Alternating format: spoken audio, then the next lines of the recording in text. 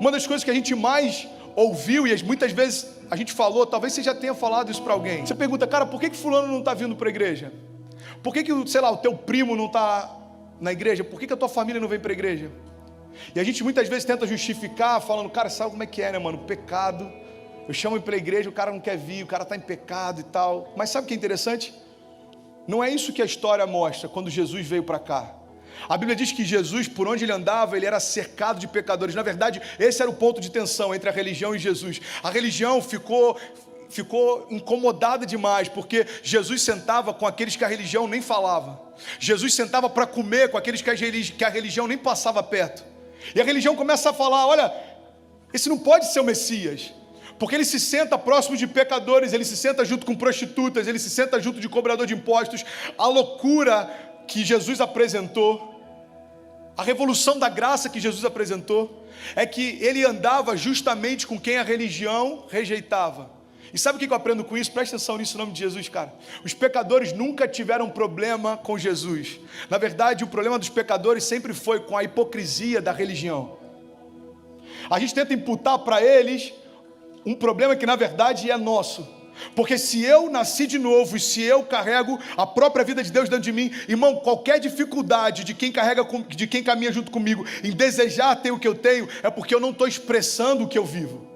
Eu não estou manifestando o que eu vivo.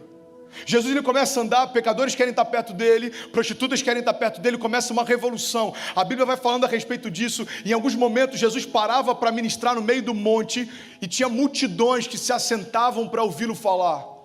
Você consegue imaginar 5.000 pessoas no meio do deserto ouvindo um cara falar? Eu imagino que eles se sentavam em rodas, cara, e alguém ficava falando e um interlocutor ficava passando para trás e um outro passando para trás. Eles ficavam debaixo de sol, sem comer, eles ficavam passando por todo tipo de circunstância, mas eles desejavam estar ali, porque o que Jesus falava eles nunca tinham ouvido de ninguém. A graça que fluía com o que Jesus falava eles nunca tinham experimentado em ninguém. Sabe, tem uma passagem que eu sou apaixonado por ela, fala que os religiosos mandaram alguns soldados prender Jesus e daqui a pouco os soldados voltam sem Jesus. E aí, quando eles retornam, eles perguntam, cara, cadê Jesus? A gente não mandou que vocês fossem prendê-lo? Aí os soldados respondem, cara, a gente nunca ouviu ninguém falar como esse homem fala.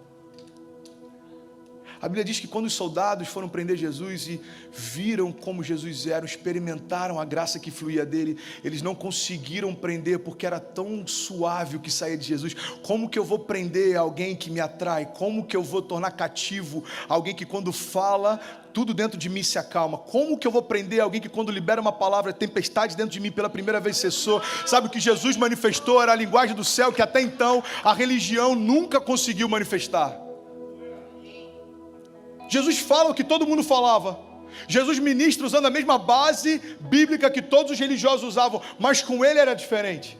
A Bíblia chega ao ponto de dizer que Jesus falava como quem tinha autoridade. Qual que era a diferença? A diferença é que Jesus ia na sinagoga, nos templos, nas reuniões, e ele usava os mesmos textos, mas quando saía da boca dele era diferente. Talvez alguns aqui possam falar, pastor, mas isso é porque ele era Jesus. Não, cara, não é só porque ele era Jesus. É porque a verdade que ele carregava caminhava à altura do discurso que ele tinha. A gente não precisa amplificar mais o nosso discurso. A gente só precisa alinhar mais a nossa vivência. Quando aquilo que a gente faz for mais próximo e parecido com aquilo que a gente diz, os nossos amigos desejarão ter o que a gente tem.